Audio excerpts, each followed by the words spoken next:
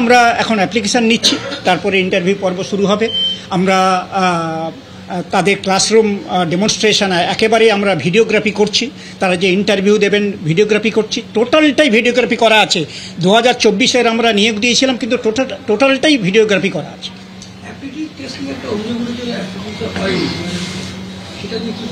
না না, আজকে মাননীয় হাইকোর্ট ডিভিশন বেঞ্চ আজকে ক্লিয়ারলি বলেছেন যে অ্যাপটিটিউড টেস্ট যে নেওয়া হয়নি, যেটা প্রমাণ উপস্থাপিত করা হয়েছে সেটা যথোপযুক্ত নয়। আমরা প্রমাণ দিয়েছিলাম যে অ্যাপটিটিউড টেস্ট নেওয়া হয়েছে, সেটা মাননীয় বিচারপতি ডিভিশন বেঞ্চ, মাননীয় আদালত সেটা মেনে নিয়েছেন। আপনার সময় কোনো অভিযোগ হচ্ছে না, কিন্তু আপনার আগে এই পর্ষদে এত অভিযোগ, যার ফলে প্রায় দুটো মিলিয়ে প্রায় 58,000 চাকরি বাতিল হয়েছে। আজকে যদিও সেটা খারিজ হয়েছে, কিন্তু এটা হলো কেন? মানে কি খামতি ছিল যেটা আপনি দূর করেছেন? না না, এটা মাননীয় মন্ত্রী একটু আগেই বললেন। 2016 সালে মাননীয় মন্ত্রী ছিলেন না, কিন্তু মন্ত্রক ছিল, আমিও ছিলাম না, কিন্তু 2016 সালে 42,627 জন চাকরি পেয়েছিলেন। তার মধ্যে 32 জনের প্রশিক্ষণ নেই বলে তাদের চাকরি বাতিল করে দেওয়া হয়েছিল। কিন্তু আপনারা জানেন সেটা কবে বাতিল করা হয়েছিল? 2023 সালের 12ই মে। কিন্তু আমাদের মন্ত্রক স্কুল এডুকেশন ডিপার্টমেন্ট 2017 সালে রাইট টু এডুকেশন অ্যাক্ট 2009 মোতাবেক 2017 সালের আগে সবার কিন্তু প্রশিক্ষণ সম্পূর্ণ করেছিলেন। তাহলে এই যুক্তি খাটে না। অ্যাপটিটিউড টেস্ট নেওয়া হয়েছিল, এর দ্বারা প্রমাণ হয় যে 2016 সালের নিয়োগ আজকে রায় থেকে বোঝা যাচ্ছে যে ট্রান্সপারেন্টলি হয়েছে।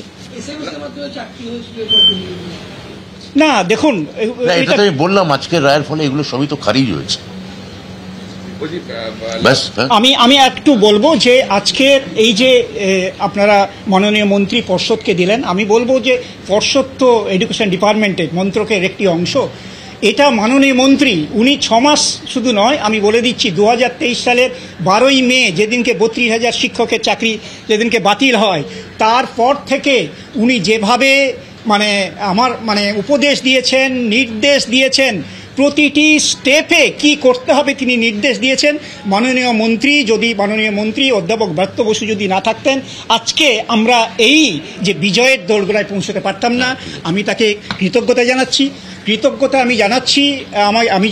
আমাদের যে হাইকোর্টের যে সম্মানিত মহামান্য যে ডিভিশন বেঞ্চের বিচারপতি যারা এই রায় দিয়েছেন, এবং পর্ষদের হয়ে যে সমস্ত যারা আমাদের কাউন্সিল ছিলেন, আইনজীবী ছিলেন, লয়ার ছিলেন, তাদের সবাইকে আমরা কৃতজ্ঞতা এবং ধন্যবাদ জানাচ্ছি।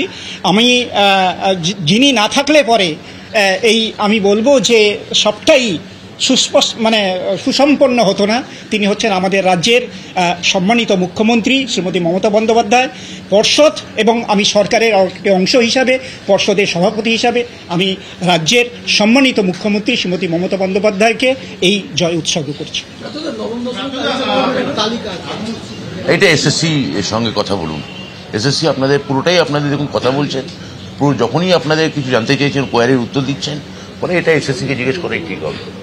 আজকে ডিভিশন বেঞ্চের মাননীয় মহামান্য বিচারপতি যে রায় দিয়েছেন তার অবজারভেশনে একটা জায়গা বলেছেন যে আমরা কেউ মধ্যযুগের নাইট নই যে শিরস্ত্রাণ পড়ে সমাজের ভালো মন্দ খুঁজতে বেরোব। তো আমার মনে হয় যিনি পরবর্তী ক্ষেত্রে একটি রাজনৈতিক দলের নেতা হয়েছেন, তিনি আগে বিচারপতি ছিলেন, তিনি পরে নেতা হতেই পারেন, কিন্তু তার সেই মনোভাব বায়াস ছিল কিনা বা রাজনৈতিক পক্ষপাত দুষ্ট ছিল কিনা তা নিশ্চয়ই সবাই বিচার করবেন। আর এটা আমি আগের দিনও আপনাদের বলেছি যে বিচারক পাল্টাতে পারেন, বিচারের রায়ও বদলাতে পারে, আইন সমান থাকে। এবং সমস্ত বিচারকের, আমি মনে করি না মাননীয় সম্মানীয় বিচারকদের, তারা নিরপেক্ষ এবং নির্মোহী হন আইনের ক্ষেত্রে, এবং সবার যে রাজনৈতিক পক্ষপাত বা অভিসন্ধি থাকে বা উদ্দেশ্য থাকে, এটা আমার মনে হয় না। কোনোদিন আগেও মনে হতো না, এখনো মনে হয় না। আপনি মনে হয় যে এই রায়ের পর যে এই যে দুর্নীতির এত অভিযোগ ছিল, সেটা নিয়ে কি বলবেন? যে দেখুন, আমাদের কাজ বলবো অভিযোগ ছিল, ধরুন SMS এর চাকরি বা র্যাঙ্ক জাম, একাধিক অভিযোগ ছিল। দেখুন, আমাদের এখন যেটা কাজ হচ্ছে, অভিযোগ তো অভিযোগের মতো ছিল, তার জন্যে যে কেন্দ্রীয় সংস্থা তদন্ত করেছে সেটা করেছে।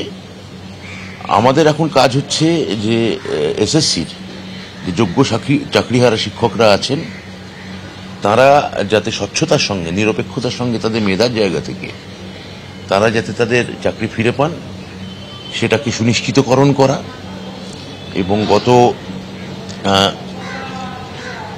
5 বছর ধরে নাগাড়ে আমাদের দপ্তরের ওপর যে টানা দপ্তরের সঙ্গে যে টানা কোর্ট কাছারি, কেন্দ্রীয় গোয়েন্দা সংস্থা, সিবিআই, ইডি, বিরোধী দলগুলোর আক্রমণ, এগুলো নিয়ে যে গত 5 বছর ধরে আমরা প্রায় ঘাড়ের ওপর নিয়ে আমরা এটা কাজ করেছি। আমরা যদি এখন এই প্রাথমিকের পর এসএসসির যারা যোগ্য চাকরিহারা তাদের হাতে আবার অ্যাপয়েন্টমেন্ট লেটার তুলে দিতে পারি, তাহলে নিশ্চিন্ত মনে আমার মনে হয় যে আমাদের 5 বছরের একটা বৃত্ত সম্পূর্ণ হবে। এটা হচ্ছে প্রথম কথা। এই বৃত্ত সম্পূর্ণ হলে আমরা আমাদের রাজনৈতিক দলও খুব নিশ্চিন্ত মনে সামনে যে নির্বাচন আছে নির্বাচনে অংশগ্রহণ করতে পারবে। বিচার ডিভিশন মধ্যে একটা কথা বলেছে যে বিরূপ প্রতিক্রিয়া তৈরি হতে পারে এই 32,000-এর চাকরি যদি বাতিল হয়। সেই প্রেক্ষাপটে এই রায় এইটাকে কি বলতে পারছি? বুঝতে পারলাম না, প্রশ্নটা আরেকবার বলুন। এই 32,000-এর চাকরি যদি বাতিল হয় তাহলে দীর্ঘদিন ধরে তারা চাকরি করছে প্রায় 9 বছর, একটা বিরূপ প্রতিক্রিয়া তৈরি হতে পারে তাদের জীবনে।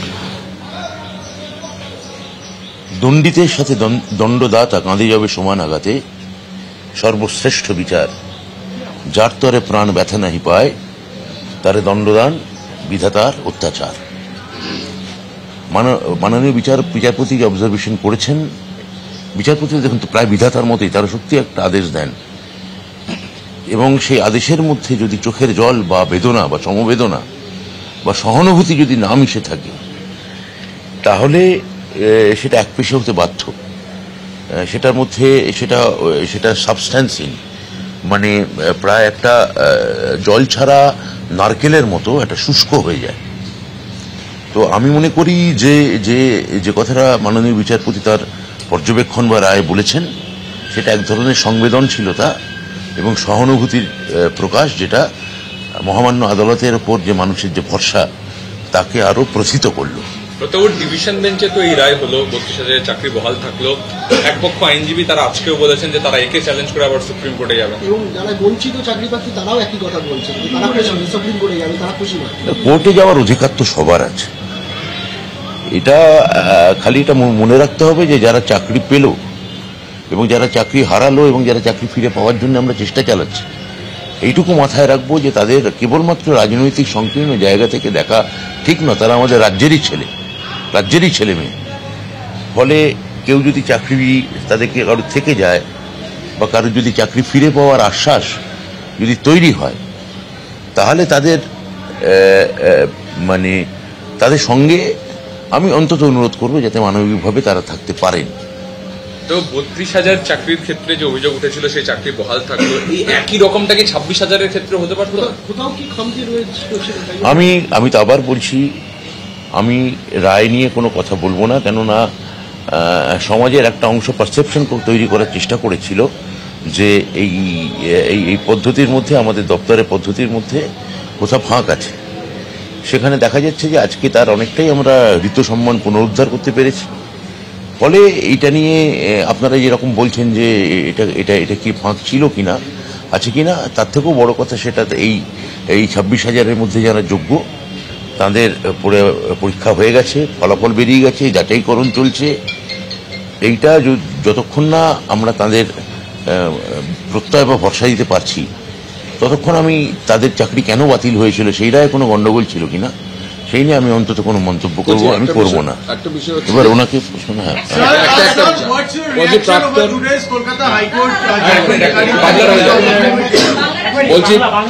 বলছি যে এই অতীত দেখা গেছে যে প্রাক্তন শিক্ষামন্ত্রীর জেল যাত্রা হয়েছে, প্রাথমিক শিক্ষা পর্ষদের সভাপতি তার জেল যাত্রা হয়েছে, অনেক দুর্নীতির অভিযোগ উঠেছে। আজকে যারা বঞ্চিত চাকরি প্রার্থী তারা প্রশ্ন তুলছেন তারা দুর্নীতির শিকার হয়েছেন। এই অর্ডারের পর এইগুলো কি তাহলে মিথ্যে হয়ে গেল? এটা তো মিথ্যে। দেখুন, কি মিথ্যে হলো কি সত্য হলো আমি বলতে পারবো না।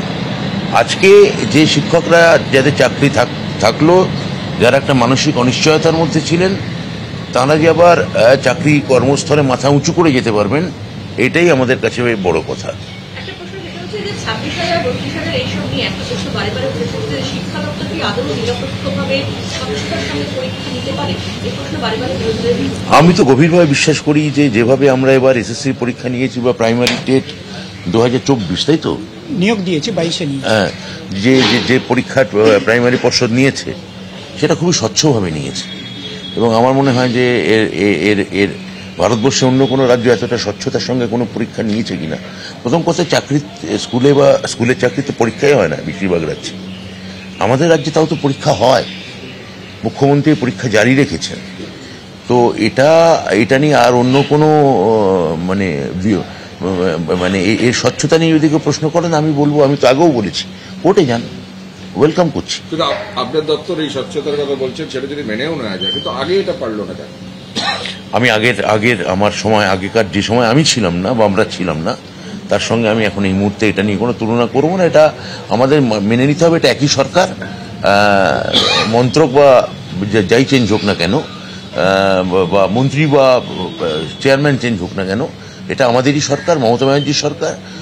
তো আমরা একত্রিত হই, আমরা এটা দায়ভার গ্রহণ করছি। তবু এই কর্মরত শিক্ষকরা, মানে যাদের চাকরি থেকে গেল, তারা আজকে অকাল দোল খেলছেন, আবির মাখছেন, মিষ্টি খাচ্ছেন, তাদের উদ্দেশ্যে কি বলছেন? আমি তাদের উদ্দেশ্যে বলবো যে আপনাদের অভিনন্দন। আপনাদের মধ্যে একটা গভীর উদ্বেগ এবং অনিশ্চয়তার মধ্যে কাটাতে হয়েছে।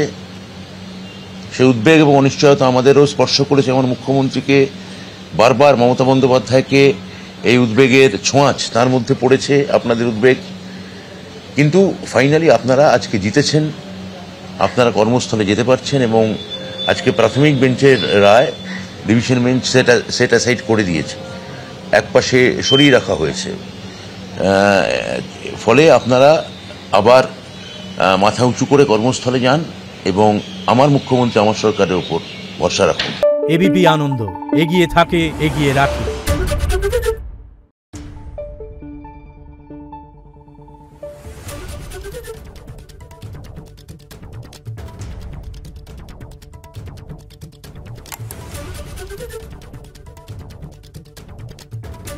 Thank you.